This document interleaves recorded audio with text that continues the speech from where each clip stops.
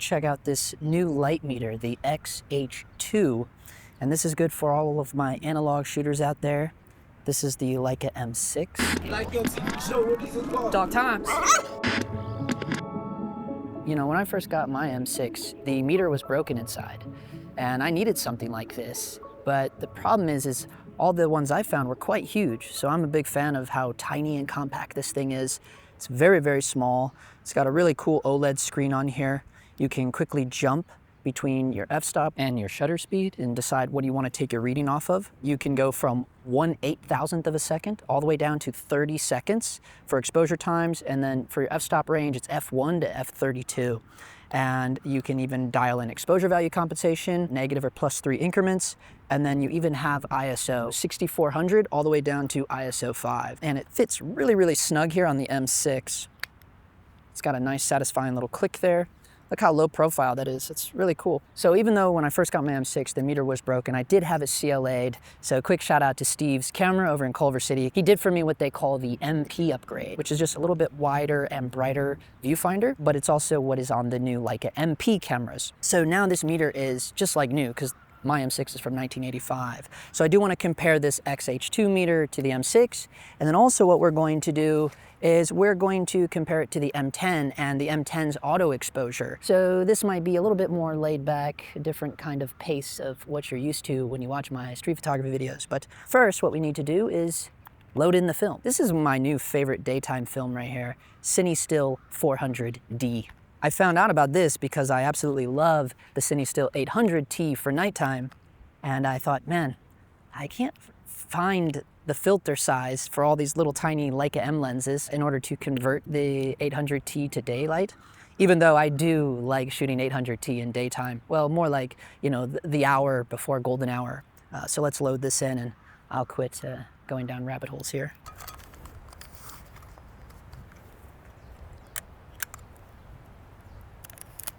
There we go.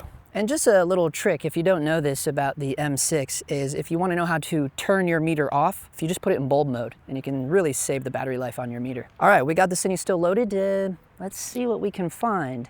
We're back in California for a quick stint. I had a corporate job to do here, so right now we are in Claremont, California, at the colleges. The Claremont colleges. So let's go see what we can find. You know, I told you we might do some boring photography today. I'm gonna do this building here. So it'll be interesting to see like the accuracy, because the meter of the M6 is literally right behind the lens, whereas this one is right above it. So it should be fairly close, right? The film was the CineStill 400, but I like to rate it at 200, but then I push it another stop in post. The reason I do that when I'm shooting street is because my street tends to be underexposed because I don't take the time to meter everything. But I'm definitely still going to rate it at 200 because I do like to push film a little bit anyways. It's just, I like the way it looks. So I'm gonna rate it at 200, and you can either lock in your exposure or you can set it to real time. So it'll constantly be changing whatever you're pointing it at. So you could almost use this as, you know, like a handheld meter.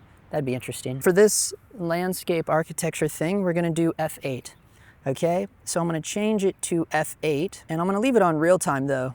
If I put my hand in front, you'll see it drop down. We're pointing at the sky. Put my hand in front, it drops down to 160. So there you see. And that little arrow is signifying that we're basically in live shooting mode. And as I'm looking inside the viewfinder, the camera is wanting me to put it at 250, but the meter is telling me 125. But now that could be a difference because I'm able to look inside the little tiny square patch that's inside the optical viewfinder here. I'm able to put that right on those two doors there, the two main doors of the building. By doing that, I know, like, okay, not only is that the darkest part of the image, and that's what I actually want a meter for, the problem is I don't know where the little XH2 is pointing at, right? So I would kind of have to mimic that and point it right there and then see what it's going to give me. There it gave me 1/60th of a second. It's hard because it's on top of the camera. So that's kind of the most difficult thing with all these kind of cold shoe light meters, right? They're on top of the camera. But that would really only be nice for like a Hasselblad or something where you can look down, you know? But where you're using like a rangefinder, it's quite difficult. Let's do this in reality of what would happen though. Let's pretend I don't have a meter in this camera and I'd have to go off of this. And let's try to do it the easiest way that we could do it. And we would just say, okay, I guess I'm just gonna point over there at a general area of the building. And yeah, it's telling me 125. So let's just put that at 125 and let's take a shot. Here we go. There it is. All right, the M6 is kind of known for a really accurate meter, and it's at 250 actually on this. So this one's gonna get a little more interesting here because I got some bogeys coming here, and here we go, and...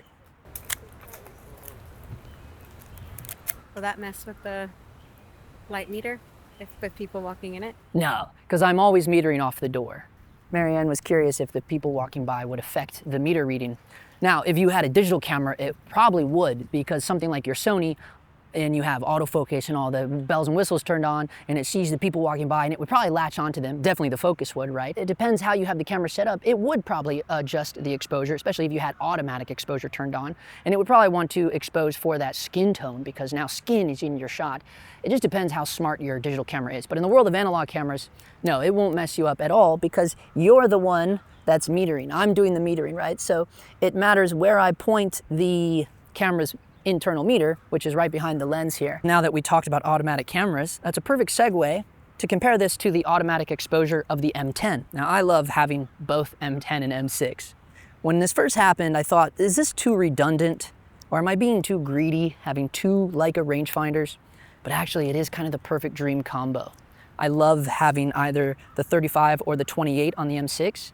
And then, I know this sounds crazy, but I like having the 75mm on the M10, because sometimes you're too far away to get that fleeting moment. And I used to say this too, like, oh, if you're not on a wide lens, you're not doing real street. But I don't know, these are some samples here. I put these on my Instagram. I shot all these with the M10 and the Voltlander 75mm f2.5. It's still street, but it was moments that I couldn't quite get to.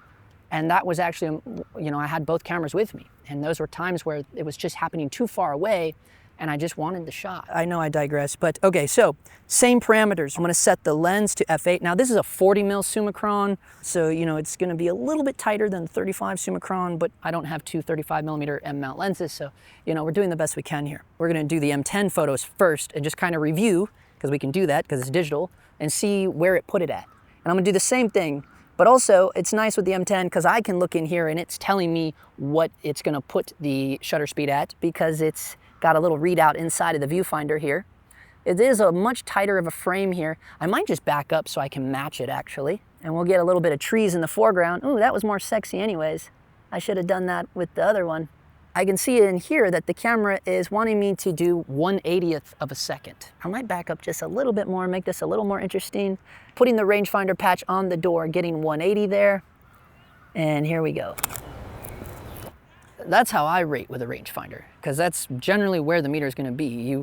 Wherever you put that little tiny square inside, which is, I think they call it the rangefinder patch, wherever you point that at, that is actually pretty accurate to your meter inside the camera. So see, the problem is the XH-2 is still wanting me to put this at 1/25th. It's jumping between 1/60th and 1/25th. But again, we have that problem with, you know, having to look down to read it properly. So if you do that, you would go, okay, let me go for 1/25th. So it is consistently overexposing. Yeah, and the M10 is letting me know, like, hey, you're kind of too bright here. All right, here we go. So you'll notice that the M10 was automatically exposing it a tad darker. Pretty boring shots though, huh? All right, we can move on. Something I just realized where this could be beneficial for street is it's nice because if you're walking around holding your camera like this, you can just instantly look down. Well, you'd have to wake it. You can tap it with your thumb, wake it up, and you can instantly see like what the overall ambient is of the reading without having to hold your camera up or anything. So that would even maybe help you stay stealth. You know, because, you know, we all know the Joe Greer trick with, you know, pointing at your hand and that. But so right now pointing here, it's saying 1/25th. So as I'm walking, I can drop it down. And what's cool is when I looked in the finder was quote unquote perfect metering in the camera too. So that's pretty damn good. So we're gonna test it now as we're walking around, just kind of metering, seeing what this is, adjusting on the fly, and then taking the shot just for the kind of street that I like to do. Qu'est-ce que je vais te nommer? Je vais te nommer l'amour, l'amour tendre, l'amour qui chante doucement dans mon cœur, l'amour sans logique à la raison.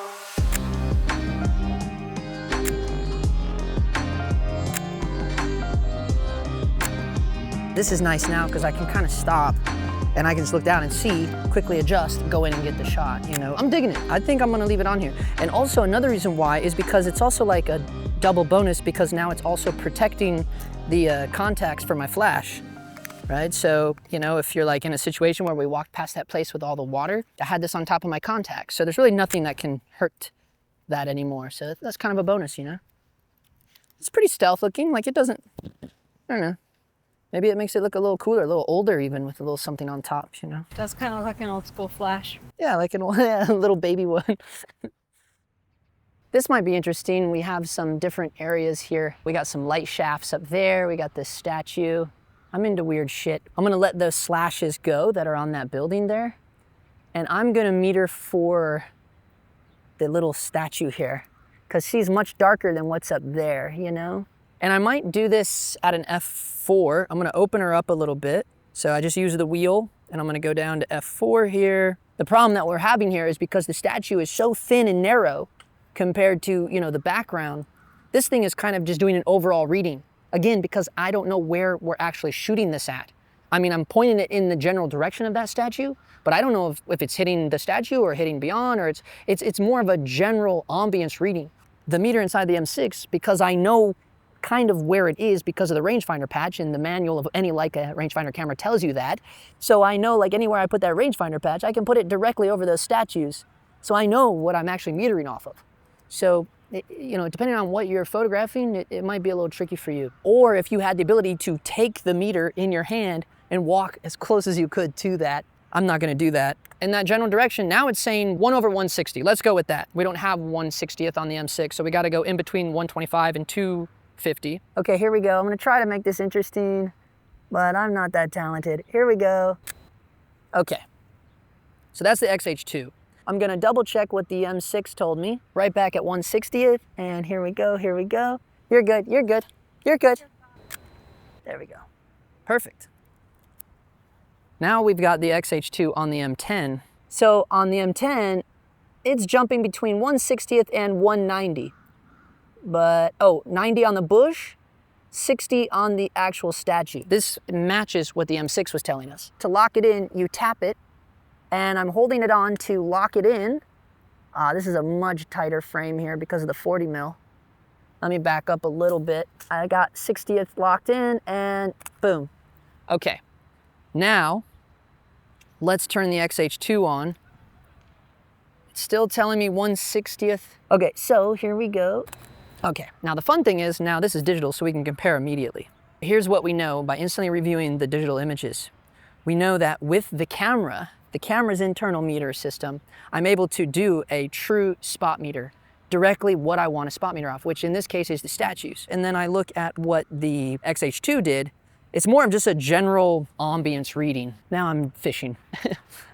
Fishing for something interesting. There's this kind of interesting porch here with the light shining through there. Let's just do f5.6 for this. I want my frame to be something like this, I believe. Yeah, this is good. The XH-2, which is the meter, it's telling me 1/25th of a second. Okay, so we'll just drop that down to 1/25th of a second, because it's more about the porch here. And just the corner of this house, no cars, here we go. Perfect. So that was the XH-2 at 1/25th of a second at f5.6. Let's see what the camera does. Now for this moment, now I'm gonna meter off of that slash of light. Can you see it? Can you see that slash of light there in the porch? And that's what I'm gonna meter off of, that little slash. So all this other stuff will come down. And see, that's what I'm able to do with a real spot meter, right? So I can put the rangefinder patch over there, perfect, right on the slash, which is 1/25th. So now we're matching. Now, what are the odds of that? Should we jump to the M10? So we know already that the XH-2 is giving us 1/25th, but let's see what the M10's aperture priority mode does at f5.6. Yeah, so I saw in the camera there, the aperture priority mode did rate it at 1/25th of a second. The meter is matching the cameras in both those examples, both for the aperture priority mode of the M10 as well as matching the M6's, just metering off that little slash, because that's definitely the brightest part of the image that I look at. Like when I squint my eyes, right? This is how I like to do when I'm working on set. I like to squint my eyes, and you can tell, what's the brightest part of that image over there? Well, it's the slash of the porch. I mean, it doesn't take much to see that instantly when you squint your eyes. The problem is like there's also the sky above the roof, because we're shooting on a semi-wide lens, right? So it's taking in the ambient of the sky, the sun through the trees. So maybe we just got lucky in this scenario that the point that we're metering for is also kind of matching like the overall ambience of the entire frame. I don't know, maybe I'm pulling out of my butt. All right, let's see what else we can find. We've just stumbled upon a prime suspect here. We have this vintage Mercedes-Benz here, and I'm a cliche maniac, but I love an old vintage car. But I love what's going on here too with the way that the sun is hitting it and everything. So let's see what the XH-2 is gonna tell us in this general direction. Let's go f2.8 on this one. We'll kind of try to make the car pop. It's jumping between a lot right now. It's going 500, 1000, 800, 640. It's all over the place. But did you notice that the trees were moving and the sun was moving through the trees with it? We're getting close to golden hour, not quite, but so it was going crazy there because the light was moving. Did you see that in the breeze? Really is like an incident meter in that aspect. You know what it is? It's because it's a wide angle. I think they said this was a 30-degree angle on this, so it's very, very wide. But now that the wind has died down, it is telling me to put it at, well, it's still jumping a little bit, but let's see if I can get it right on the car. 1/500th. So at f2.8, it does want me to put it at 1/500th of a second. Let me see what's going on inside of the M6. And what I mean by that is the meter. Ah, see, the M6 is saying, no, come down more. The M6 wants to put it at 1000. So that's interesting. So we'll go with the XH2 and do it 500 first. So here we go. And remember, we're at an f2.8. I'm trying to single this car out. We got a little bit of a foreground here with this ugly bush, but I'm using that to block the sun. So that's the XH2 at 1/500th. Now we're gonna do 1000th, like the M6 wants to do. All right, so there's the examples between those two. Let's just see what the M10 was gonna put it at. f2.8, automatic exposure, okay, aperture priority mode. The M10 is telling me 3/60th. Wow, they're all different. Let's see what that looks like. Wow, that is bright. So then if I was going to do 500, like what the XH2 was telling me, yeah, I still think that's too bright too. I just wanna see what the M6 was doing at 1000th. The 1000th is getting closer to the darker aspect of it, but in my mind, I would want it to be even darker. Now I'm just gonna go off my own exposure of what I wanna do. What if I did 1/4000th? There's the picture I wanted, right? So sometimes your own eye is better than any meter. I love the kind of stealthy nature of it, being able to look down and quickly see what the exposure is and then dial that in on the camera. I like that because then I don't have to hold the camera up to my face to check the exposure. So that is kind of cool. Thank you. Thank you. Thank you.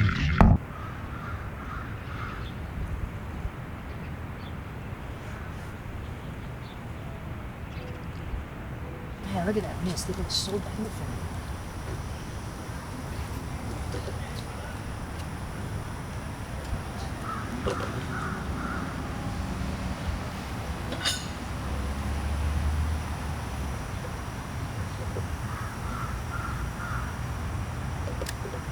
I love the way that mist looks, dude. It looks like